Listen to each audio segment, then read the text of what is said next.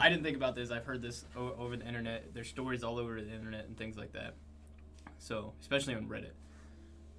If you follow the subreddit Glitch in the Matrix, that's one of the big ones that gets you thinking, like, oh, fuck. I mean, like, because they're personal stories. And I have a weird feeling that a lot of them are fake, but there are some of them that just can't be fake. Like, the amount of detail that goes into them and the amount of wacky stuff that someone just couldn't imagine right off the spot, at least I couldn't imagine, makes you think that, like, holy shit, like, weird things are happening right now. But, anyways, so the thing that goes into the simulation theory is, like, maybe it's not a simulation, but there's stories. I hear online, there's stories of people that they go into a coma.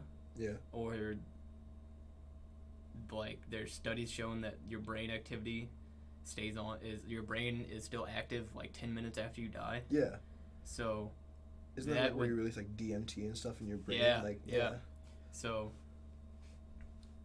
especially the coma victims. Let's say they're in a coma for 2 weeks. This is one story I read on Reddit. They're in a coma for 2 weeks, but in his mind, there's, like, time dilation, and he lives a whole nother life while he is in a coma. So, like, he grows up from a kid, he finds a girl, gets married, they have kids, his kids grow up, and he's telling the story, and he goes, yeah, I had 2 kids. I had a girl, and then I had a son, and the son just turned 2, and I loved my son more than anything else in my entire life, and I would never want to give up my son for anything. And then all of a sudden, he had a full-time job, family, everything. He's laying in bed, and he's watching this lamp that's next on his nightstand next to his bed.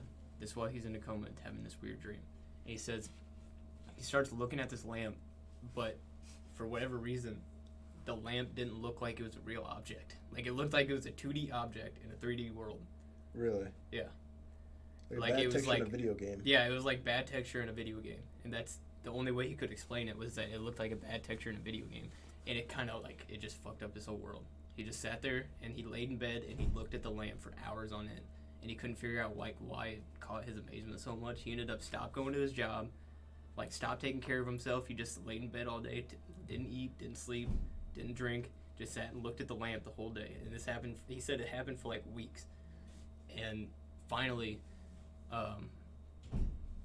someone said something about the lamp, or, like, why it's an issue, and they were explaining to him. They got him help, and they got him therapy or something.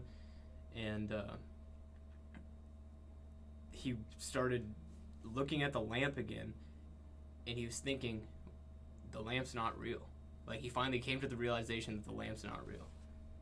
And as soon as he came to that realization, his whole reality just, like, started crumbling, like folding in on itself on the lamp. And he wakes up out of his coma staring at the lamp that's next to his bedside table on a hospital bed. That's fucking insane. Isn't that wild? I read that the other day, and I was like, holy Christ. Like, imagine... That sounds like a 12-tab acid trip. Like, that imagine insane. Going through your natural day, and you just see, like, something that doesn't look 3D. Like, everything around you looks real, right? But imagine looking at something that looks like a badly rendered video game item, and you just stare at that, and then you wake up out of a coma. That's fucking insane. A year later, right? And he lived his whole life. He lived a whole nother life while he was in this coma. And he said he was only in the coma for a couple weeks. And he says after he woke up, he had to, like, readjust to his life. Reality, yeah. And he says he'd gotten over the fact that he lost his wife and he lost his daughter, but he says that this is years after, he says he still has dreams about his 2-year-old son.